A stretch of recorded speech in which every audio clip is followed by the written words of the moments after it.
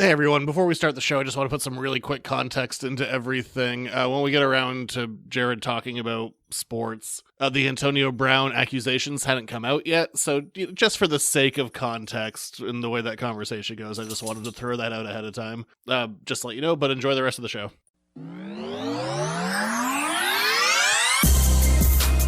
Welcome to the Editor's Note Comics Podcast. I think that this world, it needs men that are willing to make the hard call. Central Maine's best comics podcast, by default. Ain't no thing like me except me. Here are your hosts, Zach and Jared. Maps come with me. No. When do we start? Hey everyone, welcome back to the show. I'm Zach, here with the Polly to my Rocky, Jared. But what do we got today? I don't know, a bunch of stuff. There's the news, this week in comics history. Probably too long of hearing about football. What do you mean too long of hearing about football? Oh my god, the second it came back, every other word, it wasn't even that inconsistent. What, my tweets? No, I wasn't. No, I don't look at that. Oh, thanks. I've been really bad about Twitter recently. I've barely tweeted in the last 2 weeks. I haven't noticed. It's a struggle, man. I'm just not a social media guy. Oh, you need to be in this day and age. No, I don't. Sure you do. Connect with the people, man. For the sake of my IP, I post, but when it comes to anything else, no. Okay. What else? Oh, here, continuing the trend of 2019 being the year of weird crap, we're going to do one of the more gimmicky villains out there who just won't go away either. I mean, he just won't go away. He's consistent. What, he's back? A lot. That's, forever. Damn. Yeah. He might be my second least favorite villain. Well, he's around a lot more. That son of a bitch. And your questions. Do you have anything up front? No, not really. Well, in that case, we can just hop right into the news. Before we get started, does anyone want to get out? It's time for the news. The Mandalorian's a show that's happening. Yes, we've talked about it before. But apparently part of this first season is going to be showing how the First Order came to power after, whoopsie-daisy, they blew up the government with nothing in place to actually, replace it. Yeah, I hate when that happens. When you overthrow a government and have nothing in place? Yeah, no plan. Yeah, that's going to affect planets and planets of people. A galaxy, perhaps. This is a slightly flawed plan. Yeah, not so good. Step 1, overthrow the government. Step 2, Step 3, peace. Step 4, have to overthrow new evil government. Ah, man. They really should have hammered out Step 2. And you start back at 1. I'm not going to try and sing it, but you know the song. It's getting stuck in your head right now. That is a really bad plan. They didn't have a plan. They just wanted freedom from oppression. I mean, if it had just stayed like the original trilogy, that would have been fine. But now that there's been this whole other world.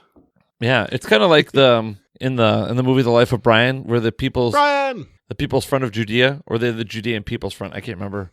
They were like, we're going to overthrow Rome, but what has Rome ever done for us? They brought aqueducts, medicine, health, a common language, peace.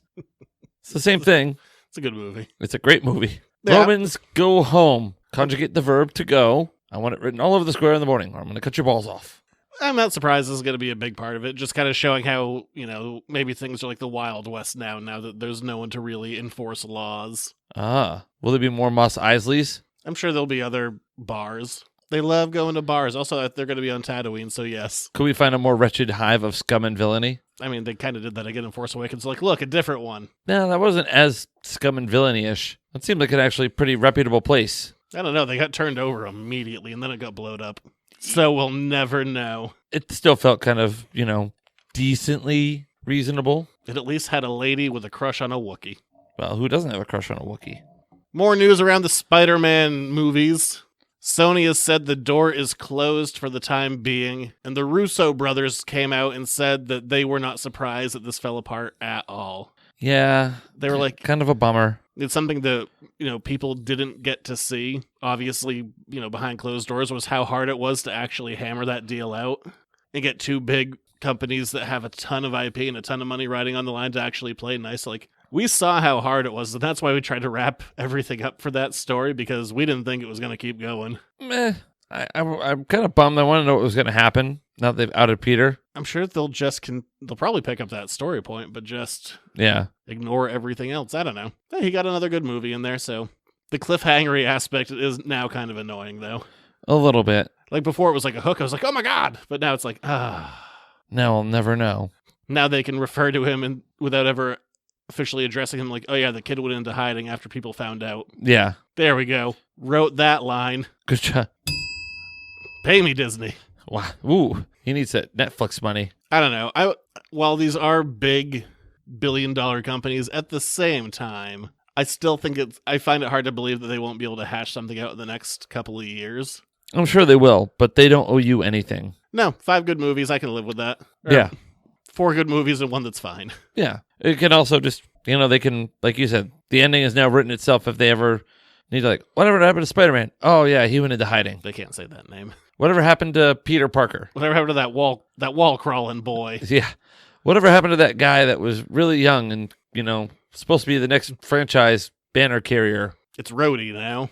Yeah, it's Sam. Oh, yeah, it is, but I was just giving someone else a movie that doesn't have one. Oh. Everyone else gets one. Yeah, pretty much. Like, gosh, Iron Man's gone. What are we going to do without an Iron Man? What are we going to do without an Iron Man? Korg! He gets a movie. A little bit of Joker news. Or not Joker, sorry. I don't care. It's kind of how the Joker news is going. I'm kind of annoyed at every article that's being written about it, so I don't care is my official Joker news. Okay. But Batman news. Yes. Christian Bale was asked what he thought of Robert Pattinson as Batman and if he had any advice for him. He's like, yeah, he's a good actor. I'm excited to see what he's going to do with it. It's like, any advice? I'll say the same thing I said to Affleck. Make sure that there's a way for you to pee by yourself. Get something in that suit, because nothing makes you feel less like a superhero than having to have help in the bathroom. Yeah. Make sure it has a zipper. And people asked Ben Affleck for his advice, and there were crickets. Wow. No one asked him. Actually try. Look, you can try once, and if you don't like it, I don't know, just show up drunk every day. Wow, interesting thought. That's basically what Justice League was. I'm convinced he was. It's not funny because he was falling off the wagon, but boy, that performance reads that way. Yeah, he was really kind of just mailing it in. That's it for movies. Bit of comic book news. Doomsday Clock. The, 2+ year series that should have been only 1 year. We're definitely getting close to year 3 at this point. Of the Watchmen sequel is now screwing with continuity because it takes so damn long in between issues. There's a bunch of stuff that's going to be like world-changing at the end of it, and there's still a whole issue to go, and it's not coming out for at least 3 months. How does that make you feel, like having to wait that long? I'm bleeding subscriptions on it because people are like, I'll wait till it's all out because I don't remember what happens. Yeah, that's fair. It's really, that's even my reaction as a reader. I'm like, I don't know what's going on. It's going to be easier to read in one big chunk. So you wait till it comes out in trade? Yeah, they're even split. There's going to be 2 hardcovers initially. One of them I know I've already ordered. The second one clearly is not orderable yet because I can't even order the last issue. Oh, wow. But yeah, I'm bleeding people on this one, and people are losing interest because it's been so long, and now people are getting annoyed because it's screwing with the story of their other books. We want a tightly knit continuity. Like a year of delays has really screwed that up. I guess we're not getting that tightly knit continuity. No. So yeah, Doomsday Clock messing with everyone. Here's a good DC story, just because I like this guy. The Suicide Squad got canceled at issue 50, a couple of months ago, but it's getting a reboot. And normally, I don't care about this property. I don't really care about the characters. I've never really liked the book. But the writer they have on it makes you go, okay, all right, I'm in. Tom Taylor is going to be writing Suicide Squad. He's one of my favorite writers right now. Not a lot to say on that because it literally just got announced today, but yeah, he's good. I guess he's going to introduce, he's Australian, so he's going to introduce an Aboriginal superhero, or I guess in this case, supervillain, but, right what you know, I guess. Australia. Foster's. Remember those commercials? Yes. Those are great. I've never had one of those. I see them. I've never had one. It's beer. My understanding is it's supposed to be pretty gross. I mean, you probably wouldn't enjoy it. That's my impression too, yeah. I don't mind it. I believe that too. I'll drink it. You know why? Because it says beer on the label. Great. Incoming! Where? You have to say it like that because there's an exclamation point at the end of it. Marvel is going to be doing a murder mystery in December titled Incoming! Oh my. Not a lot is known about this at this point. There's a teaser image of a dead body, feet are sticking out underneath a sheet, and the body is surrounded by the Fantastic Four and members of the Avengers, which really does not narrow it down to who it is, other than those specific people that are around the body. Incoming. Yeah, and it's a person that's white. I can tell you that based on their feet. Maybe the blood's drained out of their feet and they just look white. But they've announced some big cosmic villains. There's going to be Korvac, the Maker, which is an evil Reed Richards from an alternate universe, Magneto, Apocalypse. But whatever, I like a good whodunit. I like a mystery. Incoming. If you do it well. Like I like mysteries too. They're fun. I like to be not have it be obvious, but be able to find the hints. And if you go back, be able to be like, oh, okay. Well, that makes sense now. Like, okay, yeah. And like even stuff in the art, a good example I can think of this is Death of X, where a Cyclops was dead, but he was dead the whole time. And it was just like a projection that Emma Frost was doing. And if you looked at certain scenes, like their bodies were moving the same way because she was just projected. So it's cool stuff like that. Like I don't mind going back. I hate whodunits where there's no way you could figure it out. Like all of a sudden it's like, it's going to be this person. And then it's like, nope, it's this person because reasons. I've seen stuff like, I forget I think it was it Westworld said like they totally changed their ending because someone on the internet guessed it and read it. So they changed everything. And I guess, I don't know, I've never seen it. The example that I always go to for like hating a whodunit is Tim Burton's Sleepy Hollow. I didn't see that one. It's infuriating because it's this whole like, who's the headless horseman? Who's the headless horseman? Is it a prank? Is it this? What is it? What is it? And then they get to the end of the movie. They're like, it was Christopher Walken all along. You know who wasn't in the movie for a single second until then? Christopher Walken. Christopher Walken. Well, he was the headless horseman. He was in disguise. They play it off like it's this big reveal when there was no way of ever getting there. Oh. So that movie annoys Were you thinking it was going going to be Ichabod Crane? I don't remember. I haven't seen it in a long time. Spooky season's right around the corner, man. I don't want to watch that movie again. It sucked. We should watch it for the show. No. You know what? I already told you the twist. It was Christopher Walken. I'll forget and I'll be like, oh, wow, it was Christopher Walken. Totally guessed that. Saw it coming the whole way. What about, speaking of movies, I watched a movie last night, and this is a little off topic, but I said spooky season's right on the corner.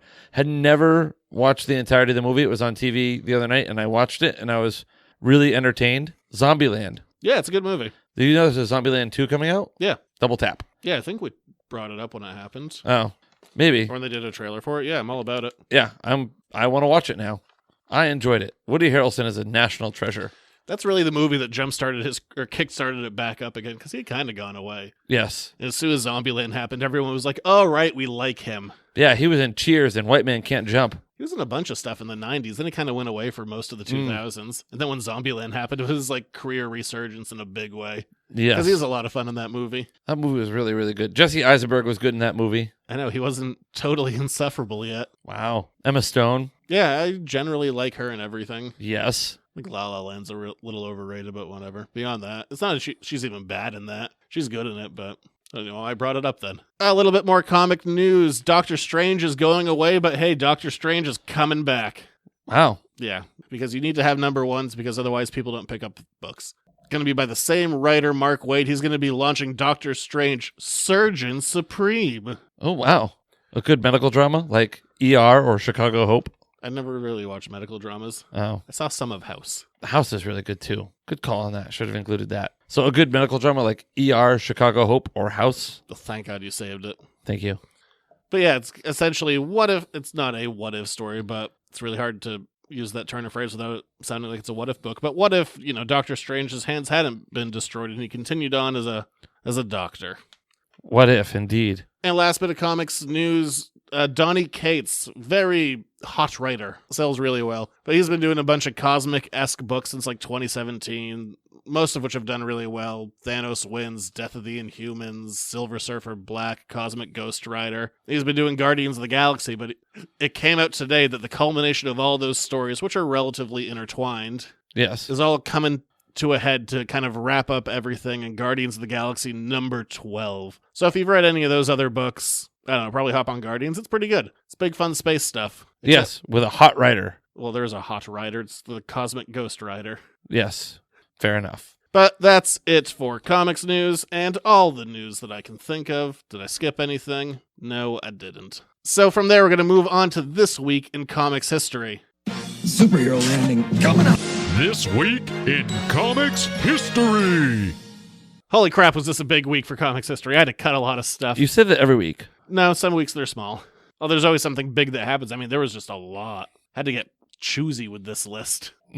This week in 1973 in Special Marvel Edition number 15. Special. Yeah. Shang-Chi, the Master of Kung Fu, made his first appearance. I bet that book's gone up in price recently, now that he's getting a movie. Oh, yeah, probably. Couple other first appearances. In 2001, in Alias number 1, Jessica Jones made her first appearance with Marvel's Max line with adult storytelling. Ooh.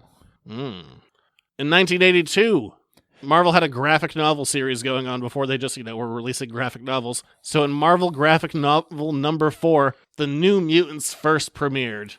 Their movie is not affecting sale prices of that one. Because they're not getting one. Or the other one, when a movie comes out and it's bad, it just doesn't affect anyone's prices. That too. I've seen that. I've seen that at both ends. I'm like, this is going to be big, nothing. And then sometimes I'm woefully unprepared. I'm usually woefully unprepared. When Black Panther happened, I was not ready. I don't think a lot of people were. No. But it was like, I couldn't keep up with just all the people who were coming in for Black Panther stuff after that movie. Oh. Compared to like Batman versus Superman came out, I'm like, all right, now is the time. Get all this. Strike while the iron's hot. You couldn't have been more wrong.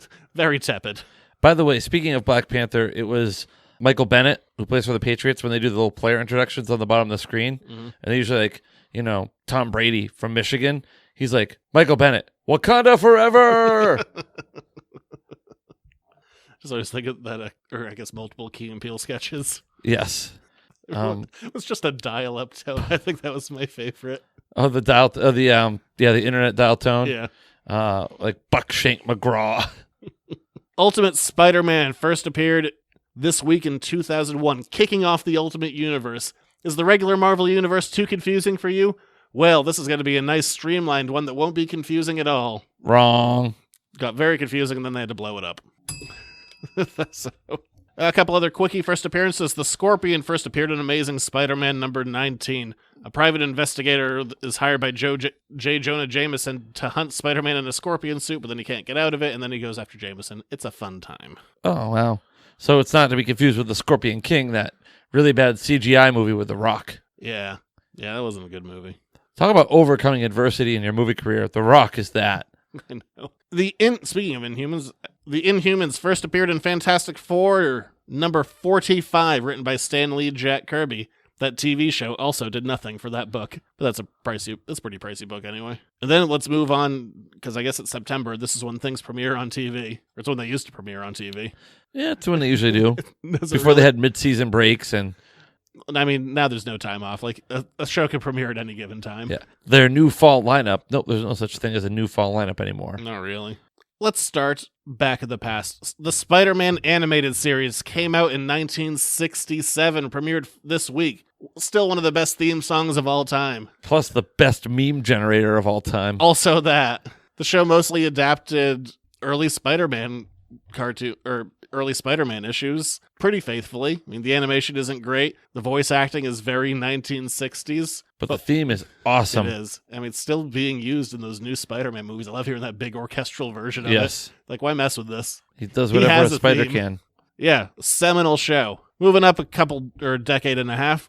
He-Man and the Masters of the Universe premiered this week in 1983. Yeah. I know we're talking. Yeah. I thought we were talking before. I thought Spider-Man was kind of a big one. Yeah, this is also big. Yeah, some people like the show. You don't, because you're a heathen. The animation isn't very good. That's the point. It's just enjoyable. It was quick and easy to rip them off and make, episode after episode, because they redo a lot of it. Like, also, speaking of one of the great meme generators of our time. It's a big toy commercial, as a lot of things are, but still. By the power of Grayskull. He-Man. And the big one, in 1992, premiering on Fox Kids. Is that Batman the Animated Series? Batman the Animated Series. I knew it. Actually, it didn't premiere on the Fox. It went there, but it premiered on primetime. Did it really? Yeah, originally. All right. With the not-so-great two-parter, The Cat and the Claw, I think it's called. It's not a very good one. It was also one of those shows where they just kind of aired them whatever, like it was not in production order. So weird they started off with kind of a bad one. Yeah. But still, 92, baby. And still probably the best version of Batman. Stand by it. I think a lot of people do, too. This isn't a hot take. No, it's not like you're going out on a limb. You know that version of Batman that everyone loves? I'm going to say I love it, too. That's fair. See, what's wrong with the C? That's He-Man right there. That is adult-rated content that you can't share on this show. Nope. I've seen that. I don't even know what that is. Don't worry about it. That'll do it for this week in comics history. So from post-credits to post-game, it's time to move on to Jared's Sports Reports. He's running down the middle by the 50. He's at the 30. Bare-chested. The guy is drunk, but there he goes. Oh, and they tackle him at the 40-yard line. It's time for another Jared Sports Report. I'm just sharing some He-Man memes, that's all. They're all very inappropriate. I don't know what that language is, but I can tell the last word must mean something. I'm going to say orgasmo is probably a pretty easily translatable word. Yes, exactly.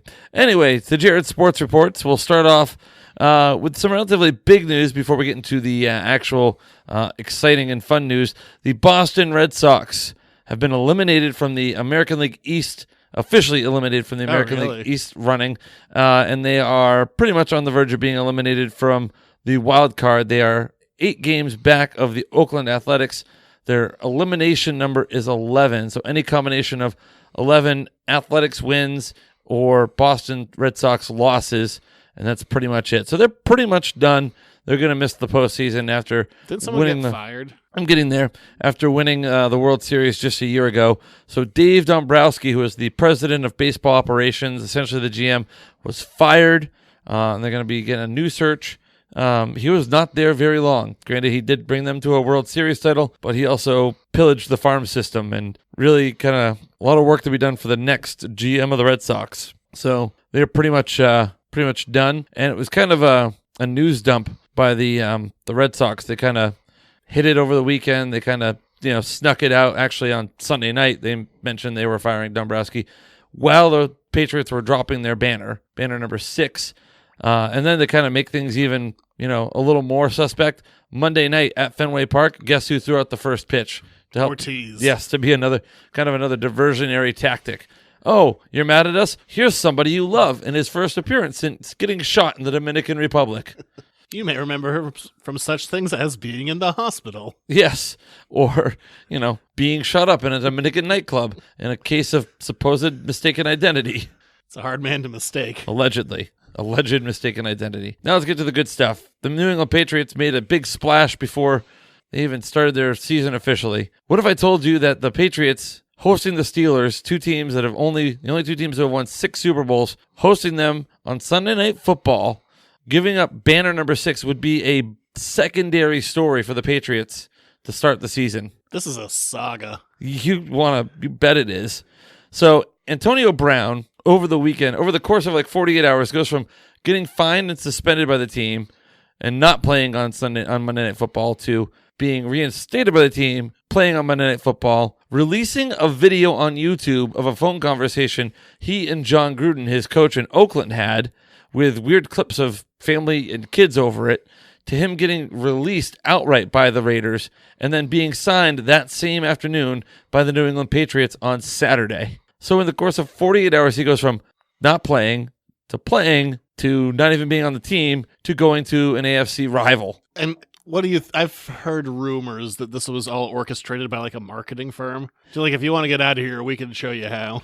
That's some of the reporting I've read, is he kind of hired some social media experts to say, hey, you want out? This is how you bomb. Yeah, this is how you make it not look good. There was a video of him that was released of him finding out he had been released by the Raiders, jumping up and down, running around his yard shirtless, going, I'm free, I'm free, I'm free.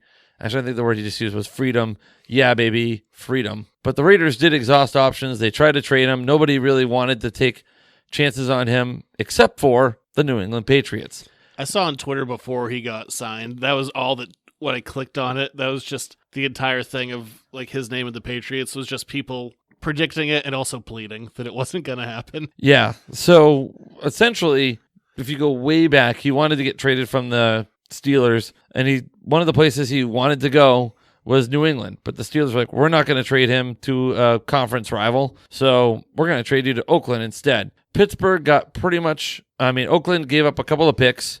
Pittsburgh got a couple of picks, and they got rid of Antonio Brown, which is they wanted. Then the Raiders just outright released him. So the Raiders are the big losers. They lose 2 draft picks, although they didn't really have to give much money up because he lost all his guaranteed money when they fined him because that was part of his incentives deal. So signed a 1-year, $15 million contract with the Patriots. And showed everyone his gross feet. Yeah, the frostbitten feet are kind of a thing. But, I mean, he certainly adds to that receiving core, which is already stacked. And then everything I was seeing was basically saying Patriots are a lock. As long as people stay healthy. As long as people stay healthy, the defense is solid. And, I mean, you're going to have 3 guys on the field at once with Brown, Gordon, and Edelman to guard. And plus you have James White and Sonny Michel coming out of the backfield. Just tell me how you're going to do it. Tell me how you're going to do it. The most hated franchise in sports continues to be hated. Yes. Then they go in and beat the Steelers 33-3 on Monday Night Football. And Sunday Night Football. Sorry, Sunday Night Football. They did not play on Monday. So there was that. Tom Brady looked phenomenal. And here we are. He's expected to probably get some limited reps in their game at Miami this coming Sunday. Nick Foles is probably done for the season. Nick Foles, broken collarbone. Probably not done for the season, but he's going to be out probably 6 to 8 weeks easily. Probably more like 8 to 12. Was it Miami? Are they the ones that got their asses handed to them? Oh, yeah, like 50-something to it was not good. It was so bad that there was reports that multiple players were on the phones with their agent before that afternoon was over saying they wanted to be traded. Because Miami is pretty much trying to tank to get top picks in the next draft. Are there not rules against that? Technically, but I mean, can only put on the field who you got on the field. So it's going to be a rough season for Miami, perhaps, considering the number of people that want out of there. And the Giants. The Giants, the Giants have some issues. The Bills and Jets put on it was a close game. I was going to say it was a good game. Bills Mafia is back, baby. I love Bills Mafia for no other reason than to watch them jump through tables and throw adult devices on fields. I'm sure you're doing a fantasy league this year. Yes, I am. How you do? Lost. Baker Mayfield cost me big time. Thurston Long is 0-1. Great. Yep. I lost to multiple scoregasms this week. Great. Yep. Well, I thought Thurston Long is a pretty good. No, I understand what you're doing. Yeah. It's about beer. Is that it? Yeah, that's about all I can think of for sports reports. Football's back. Yeah, in the first half of the first round of games on Sunday, 2 people were ejected. One guy was bleeding all over himself, and something else crazy happened. I can't remember. I saw some of the Eagles-Redskins game, and I saw that thing just completely go 180 degrees. Oh, rookie Hollywood Brown, who's related to Antonio Brown. First, he was a rookie. Well, he is a rookie still. First 2 catches went for touchdowns. Over 100 yards receiving on 2 catches and 2 touchdowns were his first 2 receptions as an NFL player. In the world of basketball, USA qualifies for the Olympics next year. Shocker. Well, it's not a guarantee. Zachary. You still got to put in the work. Zachary. It's pretty much a guarantee that the Team USA was going to make the Olympics. No, they did. They're not like the men's soccer team choking their way out of the World Cup. But now it's down to elimination games. These group phases are done. They're 5-0, but Zachary, they're going to win. They might not. Don't be a downer. I hope they. I mean, I'm waking up at 7 a.m. to watch a game tomorrow. Oh, poor Zach has to get up at 7 o'clock to watch basketball. I know, it's rough. I know. Guess who's already halfway to work at 7 o'clock in the morning? Gonna be eating my cereal. Yeah, guess who's already basketball. Guess who's already halfway to work by 7 o'clock? Most everybody. Yeah, sounds like their problem. Yeah, I feel minimal sympathy for you and your 7 o'clock wake up to watch basketball. It's earlier than I usually get up. Yeah, you sick man. I don't know. I like FIBA. I like the rules a bit better. It's a bit rougher, and stuff that would normally be called for offensive goaltending isn't. There's a lot of it doesn't get counted, so you get to watch a lot more cool plays. Huh. So it'd be fun if the competition was better, but I think I like the rules a bit better. I'm not paying attention. I'm going to be blunt and honest. I could not care less. Watch Brazil's coach got thrown out of the game in like the first 7 minutes because of 2 technical fouls. So that was fun. Good for him. Then he refused to leave the building. I could not care less. How's that not fun? One of the Jaguars players who got ejected for, I think he threw a punch, he kind of threw a hissy fit and kind of like, you know how kids, when they're throwing like a temper tantrum and they're being carried by their parents, will go limp and try and like escape? Yeah. He did that to 2 grown men. It's a grown man playing football, went limp to try and escape. Yeah, you don't get that in FIBA, do you? There was almost a fight. Well, almost a fight doesn't count as a fight. I don't even know. Would you just get fined there? What? Oh, if you got into some... Because, I mean, what are they going to do? Suspend you for, I guess, the rest of the tournament? They could do that, yes. Whatever. It's fun to watch. Hopefully they'll win. We'll know by next week. Well, we'll see. Because it ends on Sunday. Tomorrow morning. And after this show comes out, France. All right. That's it. That's all I got for sports. You know, I tried to talk to you about the football stuff. You did. Doesn't mean I'm going to go out of my way to watch FIBA basketball. And all I get from you is I could care less. I could not care less, actually. Saying I could care less implies that I do care a little bit. Where's your national pride? It's football, man. America's game. You don't hear about basketball night in America. It's football night in America. It's because 1 out of 3 every day is basketball day in America. Is it really, though? The national champion, the world champion for basketball isn't even in America anymore. Well, they're in North America. They're Canadian. First time? Yeah. Mm-hmm. Good for them. Yeah. All right. I'll start talking about Canadian football if you want. They got teams like the Rough Riders and the Eskimos. Do they come out to DMX? No. Well, then they're making a mistake. Probably. So if my team was called the Rough Riders, because I bet you can play that on TV. Shall we? I guess we can move on. We haven't done one of these in a little while. It's time for a Jared's Reading Corner. It's Jared's Reading Corner. This week, we're going to be talking about Daredevil number 8, The Stilt Man Cometh. Soaring to still greater heights of glory. Let's talk about Daredevil. Yes, let's. Matt Murdock, the man without fear. Yeah, a lot of what Marvel did in the early days was not all hits, but mostly they're fun to read. It's fun to go back, and the biggies are Fantastic Four and Spider-Man. Thor is a lot of fun. But then there are some of them which are just, fine. They'll get better over time. Everyone knows Daredevil from the 80s and the Frank Miller run, and kind of most things beyond that. I've been pretty solid. He's kind of an auteur kind of character where you get to do weird, dark things with them. Except in the 60s, it was an every other month title, and we're on issue 8 for this. We've already gone through 3 artists in 8 issues. Daredevil was just getting passed around because no one knew what to do with it.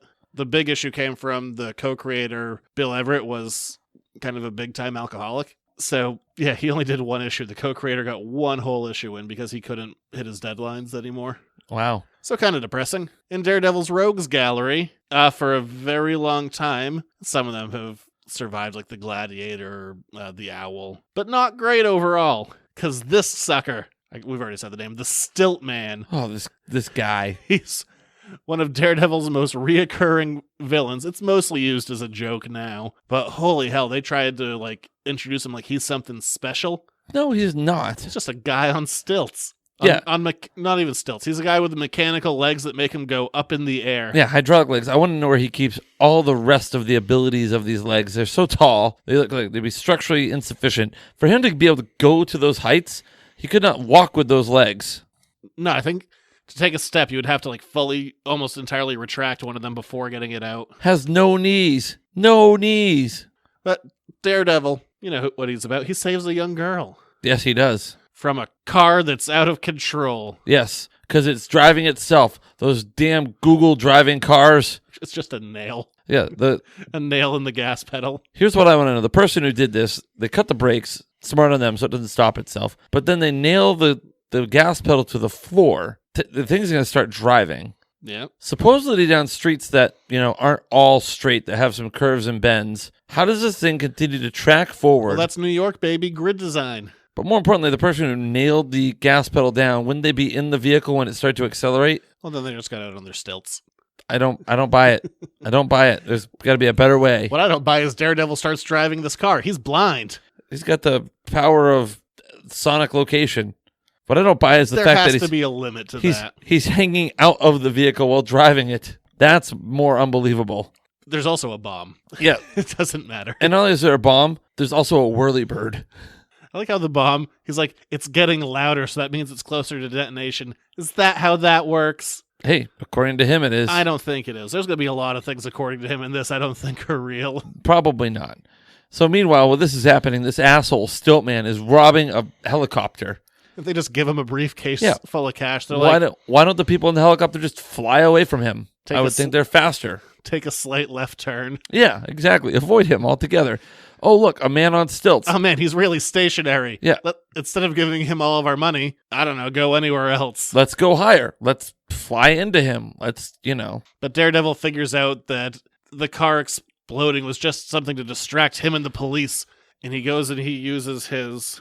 Billy Club. No, his snooper scope inside of his Billy Club. The snooper scope. Yeah, that's dumb. Yeah, it's just this little nipple that comes out of it, and he can hear things extra good now. Yeah, he's pretty much snooping on everybody. I do like going down the side of the page. They do kind of an X-ray shot of what's inside the Billy Club. I think this art's done by Wally Wood. To be fair, the art in this is pretty good. Yeah, I think it's interesting. I like some of the cover. I like the diagram. I like the diagram. I like some of the conversations that he's listening into. For instance, this one man, "Hey Charlie, can you lend me a sawbuck? I got a heavy date tonight." Well, that's 60s daddy-o smooth jiving talk. I don't know. You didn't know what a sawbuck was. I did not. I did. No, you didn't. You were $10 off. Well, I'll call you out on your crap. Okay, well, I was close. But, a sawbuck is $10, not 20. By the way. Next time I'll be like, "Hey, Zach, I need a sawbuck," and you give me 20. That would have been cool. Matt returns to his office where he's talking to Karen Page. There's a love triangle there. She's like, "Matt, why won't you go to that doctor I told you about who can fix your eyes?" Because apparently you could do that in the 60s. Yeah, just unblind somebody. Cure blindness, yeah. But, he wants to marry her, but he can't because there's a love triangle. And also, how could she ever love a blind man? That didn't come up in this one, but it comes up a lot in these early ones. And a lot of the time she's like, "You're not a full person. You're blind." Like, yeesh. Wow, that's harsh. And thank God no one blind was reading this. Ooh. I'm working my way through old Daredevil. Yeah. I'm not sure when this stops, but I can tell you right now it goes on for way too long. Way too long. Yeah, it's uncomfortable. Poor Foggy. And he meets with a client who says that his boss stole his invention. But Matt has no time for that because he has to go do some 1960s exercises. Yeah, in his really short shorts and penny loafers. Good arch support there. Yeah, or none. Quite a strange ordeal here.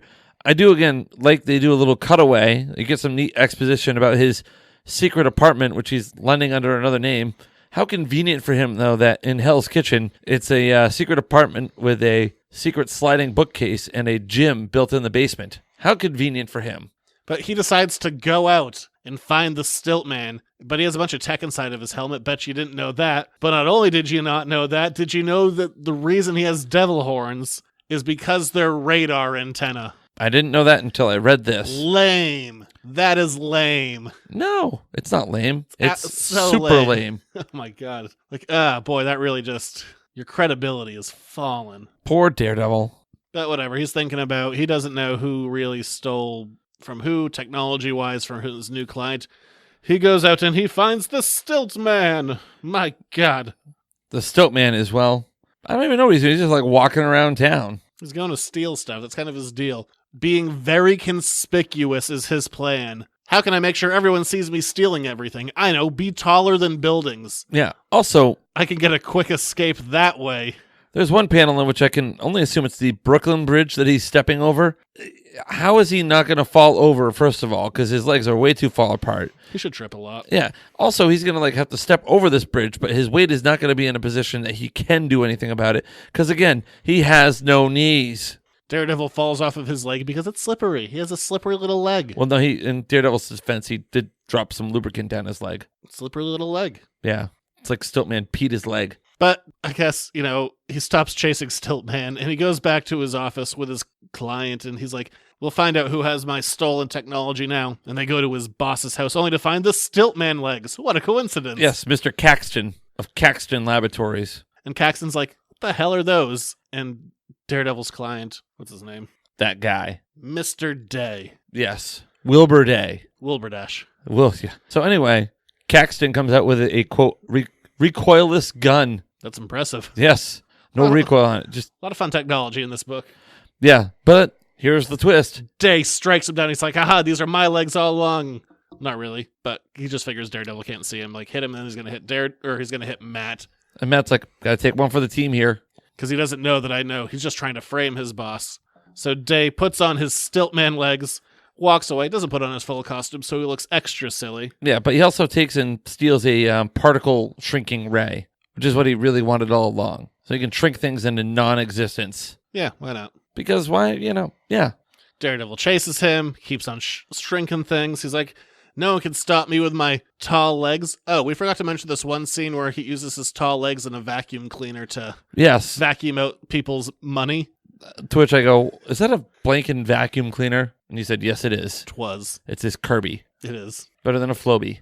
But Daredevil uses his billy club, gets up to the top, accidentally flips the shrinking ray on Stiltman, and he shrinks into non-existence. Yeah, can't see him anymore. He's gone. And then in the really strange turn of events at the end, Caxton's like, I'm gonna sue you guys for trespassing and knocking me out. And then Matt Murdock's like, well, Mr. Day's not gonna sue you. He's like, then I'm not gonna sue you either. Yeah, wrapped up nice and neat. Yep. Except Karen's mad that he won't go to the doctor because he's not a real man and not a whole man if he's blind. Yeah, well. And then, because Stiltman does return many, many times, you want to know how he returns? How? Shrinking ray wears off. I guess it makes sense. How did he eat? How did he, take care of himself during that time? They basically said it's this tale too strange to tell. I guess so. But yeah, so that's Daredevil number 8, one of the goofier villains in existence. Yeah, you could say that. This is probably the most egregious example. The leapfrog is really bad there. That's just a guy with springs in his shoes who dresses up like a frog. Wait, hold on, time. There's a guy named the Leapfrog? Yeah. Early Daredevil villains weren't great. When does the Kingpin come into all this? The 80s. Oh. When they steal him from Spider-Man. Well, they should have done a lot sooner. The only other thing probably worth mentioning about Stiltman is that in the Daredevil TV series, they kept on hinting about him. Oh, well, I'm glad they didn't do it. Because the show went for 3 seasons, they didn't bring it up at all in season 3, and they never officially brought it up. The guy that was developing Daredevil suits, Gladiator, he's a bit of a seamstress. Oh, a stitcher of things. Constantly in the background of his shop, you could see Stiltman's costume, and in between seasons 1 and seasons 2, it became more complete. Ah. But they never did anything with it. It was just a fun background gag. Because, how could you pull it off? I don't know. How could you pull it off? I don't know. Not well. How does he compare to the Plant Man? Well, they're both dumb, first of all. Let's be clear. Second of all, at least the Plant Man, has the ability to, make things happen. Make a tree box. Yeah, exactly. He has a marketable skill. Still, man, not so much.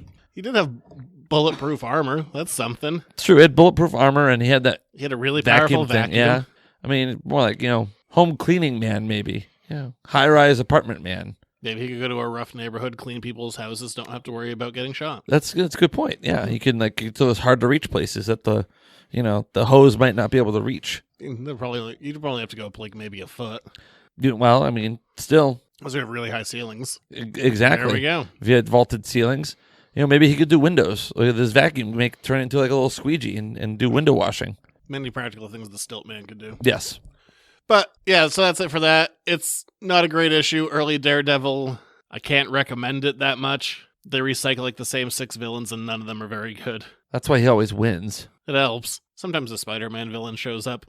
Not even usually good ones. Oh, wow. Take the bad ones. Second-rate Spider-Man villains. Yeah. But from there, we can move on to letters to the editors. Lot of questions, number 1. Damn few answers. Here's another one of your letters to the editors. Make it so. If you want to have your own question for us answered right here on this very show, you can write us in at editorsnotecomics@gmail.com. Ask whatever. I don't care. We'll answer it. Whoa, whatever? I guess. All right. Bring on those questions. Don't get cheeky. Or do. I don't care. There you go. See? New year, new you. September. Whatever. It's almost Chinese New Year, maybe. I don't know. I don't know. You have a 1 in 12 chance of being right. Yeah. Who decided January had to be the beginning of the year? Why can't it be the equinox? Yeah, think about that. Because we're stuck in a system that will never change. Probably. It's too easy, too convenient. All right, question for this week. This one was about holiday shopping, which I guess is coming up. If you were to buy comics for a young teen and maybe an older teen who aren't that into reading, what would you get them? Also, this is hard for new readers because, not everything is the start of a new story. He-Man. There are He-Man comics out there. I mean, I don't know. I just want to say He-Man. You could. I'd maybe say someone in their 30s for that, just because you can play up a nostalgic factor. But it's not. Your mind's going to the right place. Sometimes a good gateway drug. Garfield. No. Oh. Always terrible, never funny. That's not true. A good gateway drug is usually something that you already know. So I see a lot of kids, if you're talking to the younger age range, Star Wars is always popular. Star Wars sells really well with younger kids. When I say younger, I mean, I don't know, everyone. But if you see people oh man, they don't know, I don't want to read a comic. Oh my God, Star Wars! I mean, it's always there's always good answers for like, oh, well, this is a really good thing to start on. I mean, New Frontier is always my easy go-to. But I'm a big supporter of the idea of just try a bunch of stuff out. See what sticks. Basically, I treat it like channel surfing. People are like, well, I can't buy this. It's not a number one. Like, yeah, almost nothing is. Yeah, just if you like it, you can go back and find out what happened, and you can hop on and go forward. It's like watching something on, like, picking up a TV show mid-run and then going back on Netflix and catching the first half. Yeah, I equate it to channel surfing. Try out a couple of things, find what you like. Usually you can ask someone who works there, say they like these kind of things. What would they like? Like you. Yeah, you'll get a smorgasbord. A nice... Like Templeton the Rat. A refined collection of things that you could read. Yes, I agree with everything you just said. Also, when you're dealing with the younger kids, they definitely care less about continuity. You can just throw whatever you want for the most part, and they'll fill in the blanks. Yeah, and you can always go back and fill in those blanks. And there's also usually a recap page. Also important. And they're just like, this is the story so far, there you go. Yes. Yeah, I mean, you can get more specific into like, well, what are good things for first-time readers and blah, blah. I just say try things out. And at this point, so many of these things are synonymous with any part of pop culture that people know who they are. At least, the superhero stuff. Yes. Like, well, they don't like superhero stuff, then buy Saga. But probably not for the young teen. But there's some, like, things I would be, like, weary of. You hop into those comic books and you're like, but that's not how it was in the movie. They bend over backwards to make things like they were in the movie. Oh, well then, never mind. Don't listen to me. These days. That's all I have. Yeah, people just ask whoever's working at a store. People will generally know. Just try stuff out, and people will usually be able to figure out their taste from there. Also, the internet. Yeah, I don't know. Sometimes you can find stuff like if you like this, you might also like this, but a lot of that stuff just seems to be people recycling lists that they found from other people. You just see a lot of the same crap over and over and over and over. Really, at the end of the day, though, the person who's running your LCS is the best little piece of encyclopedic knowledge. That's what I do. Yeah, and even I see certainly not everyone on the internet, but whenever I see like these listicle things, I'm just like, that's either you'll get information that's like, that's close, but I see that you copied this from like someone else or Wikipedia, or that's just flat wrong. Yeah, I just keep it local. I like that. It is a good gateway drug for reading. I like that too. Reading is important. Develops your mind. Can't hurt it. I'm sure there's some books that can hurt your mind. Yeah, probably you're right. Flexing, engaging in reading is a good activity most of the time. I don't know. Probably don't read O.J. Simpson's How I Murdered People book or Mein Kampf. Maybe skip those ones. Yeah, probably right. Those ones probably aren't helpful. No, they probably aren't. All right, so that will do it for this week. Bring us home. All right, if you like the show, go to patreon.com/editorsnotecomics and help us out. $1 a month gets you this show a whole day early. Lucky you. Plus, you get spoiler and spoiler-free reviews of Buffy, Firefly, and Angel from Zach and Emily.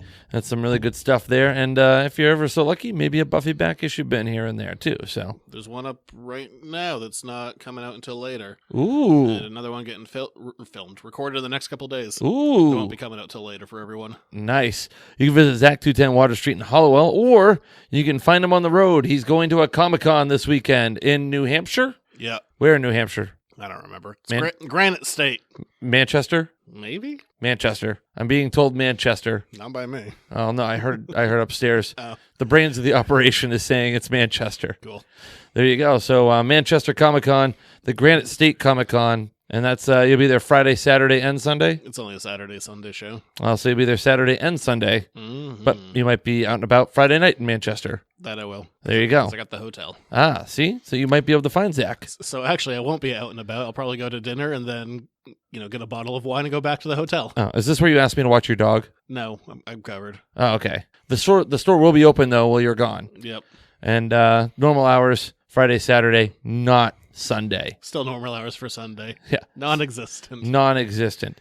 You can also visit him online, editorsnotecomics.com. He's on all of the social medias, Facebook and Instagram, Twitter, and that's really it. So not all of the social medias. Are you on TikTok yet? I don't know what that is. I just learned about this the other day. It's like a musical version of Snapchat. It's like really blowing up. All the kids are doing it, Zachary. Okay. I'm not, because I'm not one of the kids. You're also not musical. I like music. You keep liking your 80s glam rock. All right, that will do it. Oh, yeah, and you have a podcast. Yep, the Coach's Room podcast. We've kind of run into a little bit of a wall here with Both of us are in season. Very difficult to get one recorded, but we're hoping to have one out in the next week or so. So if you want to hear coaches talk about coaching, well, don't do it while they're coaching, I guess. It's hey, I heard you like coaching, so we got some coaches to coach you while you're coaching. We'll be back next week. And I'm on Twitter. Okay, cool. That's do you where want to say the name? Yeah, no, that's where you say, and you're on Twitter. And you're on Twitter. At Junior Rich. Great. Thank you. I'm just asking for a little recognition, that's all. You always say, and you're on Twitter. I forget. You pimp me out. All right, what's next week? I don't know, something. It'll be a surprise. Mid-September. Something that involves the beginnings of maybe pumpkin spice lattes and hooded sweatshirts and crisp fall air and the beginning of foliage. Is there a foliage man? No. I mean, October is when we'll do all the horror stuff. I don't remember what's for the rest of September. Spooky season right around the corner. But something you won't want to miss. I don't know what it is. I don't remember. It'll be fun, though. We'll be back. All right. Stay classy, space. Oh, wait. Stay cool, space cats. I don't even know your own nonsense. Whatever. I'm working on it.